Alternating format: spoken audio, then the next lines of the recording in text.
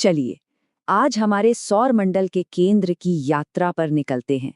उस तारे को और करीब से जानते हैं जो हमें जीवन देता है, सूर्य। ये कोई मामूली आग का गोला नहीं है। ये 15 करोड़ किलोमीटर दूर धधकती हुई एक न्यूक्लियर भट्टी है। यही हमें जिंदगी देती है और यही तबाही भी ला सकती है। तो आज इसी की कहानी सुनते हैं। सबसे पहले समझते हैं कि सूर्य की भूमिका आखिर है क्या। इसका गुरुत्वाकर्षण ही वो शक्ति है जो पूरे सौर मंडल को एक साथ बांधे रखती है।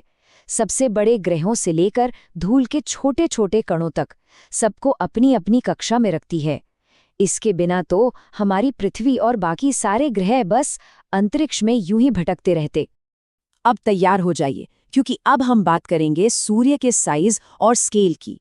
और यकीन मानिए, ये आंकड़े दिमाग घुमा देने वाले हैं। शुरुआत करते हैं इसके व्यास से, करीब 14 लाख किलोमीटर। अब इसे ऐसे समझिए जैसे एक के बाद एक 109 पृथ्वी रख दी हो। कितना विशाल है ना? और वो कौन सी चीज है जो इसे इतनी शक्ति देती है? वो है इसका कोर। सूर्य के केंद्र का तापमान सोचिए 1.5 करोड़ डिग्री सेल्सियस तक पहुंच जाता है। यहीं पर न्यूक्लियर फ्यूजन होता है, जिससे निकलती है बेहिसाब ऊर्जा। अगर साइज को किसी और तरह से समझना हो तो आप सूर्य के अंदर करीब करीब 13 लाख पृथ्वी को फिट कर सकते हैं। मतलब इसका पैमाना समझना ही लगभग नामुमकिन है। ये टेबल सूर्य के कुछ जरूरी आंकड़ों को दिखाती है, लेकिन शायद सबसे चौंकाने वाली बात यह है कि खुद को जिंदा रखने के लिए ये हर सेकंड, जी हां, हर एक सेकंड में 40 लाख टन हाइड्रोजन जला देता है। लेकिन ये मत समझिए कि सूर्य बस आग का एक शांत गोला है। नहीं, इसका स्वभाव बहुत उग्र है। ये एक डायनामिक तारा है, जिसमें लगातार गतिविधियां होती रहती हैं। और इन सब गतिविधियों के पीछे है सोलर साइकिल। ये क्या है? ये सूर्य की मैग्नेटिक एक्टिविटी का लगभग 11 साल का एक चक्र है। यही तय करता है कि सनस्पॉट और सोलर फ्लेयर्स कब और कितने होंगे। कभी ये बिल्कुल शांत होता है तो कभी इसमें भयंकर तूफान उठते हैं। सोलर साइकिल के दो बिल्कुल अलग चेहरे होते हैं। एक तरफ है सोलर मिनिमम, जब सूर्य की सतह पर ज्यादा हलचल नहीं होती, लेकिन दूसरी तरफ है सोलर मैक्सिमम, जब इसकी सतह पर सनस्पॉट और शक्तिशाली सोलर फ्लेयर्स की जैसे बाढ़ आ जाती है। तो सवाल ये उठता है कि इन तूफानों से हमें क्या फर्क पड़ता है? फर्क पड़ता है क्योंकि ये पृथ्वी पर हमारी टेक्नोलॉजी और अंतरिक्ष में मौजूद एस्ट्रोनॉट्स के लिए एक बड़ा खतरा है, खासकर आर्टेमिस 2 जैसे मिशनों के लिए, जो अंतरिक्ष यात्रियों को पृथ्वी के सुरक्षा कवच यानी मैग्नेटिक फील्ड से भी दूर ले जाएंगे। उनके लिए ये जोखिम और भी बढ़ जाता है। अब जब इतने खतरे हैं तो हम इस उग्र तारे पर नजर कैसे रखते हैं? इसका जवाब है मिशनों की एक पूरी फौज से। देखिए, हेलियोफिजिक्स यानी सूर्य का अध्ययन दुनिया भर के लिए एक बड़ी प्रायोरिटी है।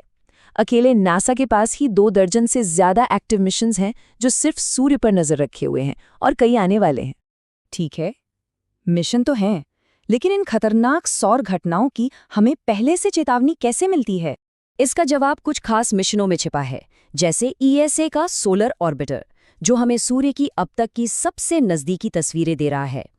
फिर है नासा और ईएसए का सोहो स्पेसक्राफ्ट, जो एक चौकीदार की तरह पृथ्वी की ओर आने वाले सौर तूफानों का पता लगाता है। और भविष्य में आने वाला विजिल मिशन तो हमें सूर्य का एक साइड व्यू देगा, जिससे उन तूफानों की भी चेतावनी मिलेगी जो अभी पृथ्वी की तरफ मुड़े भी नहीं हैं।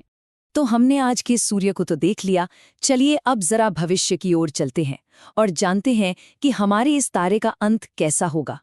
हमारा सूर्य लगभग 4.5 अरब सालों से लगातार जल रहा है, और वैज्ञानिकों का अनुमान है कि अगले 5 अरब सालों तक ये ऐसा ही करता रहेगा। लेकिन उसके बाद चीजें बदलनी शुरू हो जाएंगी, क्योंकि इसके कोर का हाइड्रोजन ईंधन धीरे धीरे खत्म होने लगेगा। और जैसे ही ऐसा होगा, सूर्य में एक बहुत बड़ा बदलाव आएगा। ये फूलकर अपने असली आकार से कई गुना बड़ा हो जाएगा और एक रेड जायंट यानी लाल दानव बन जाएगा। पृथ्वी के लिए इसके नतीजे बहुत भयानक होंगे। जैसे जैसे सूर्य फैलेगा, ये इतना गर्म हो जाएगा कि हमारे महासागरों का पानी उबलकर भाप बन जाएगा। और आखिर में ये इतना बड़ा हो जाएगा कि बुध और शुक्र को तो निगल ही लेगा, और हो सकता है हमारी पृथ्वी को भी। तो जिस तारे ने हमारी दुनिया को जीवन दिया, एक दिन वही इसे हमसे छीन लेगा।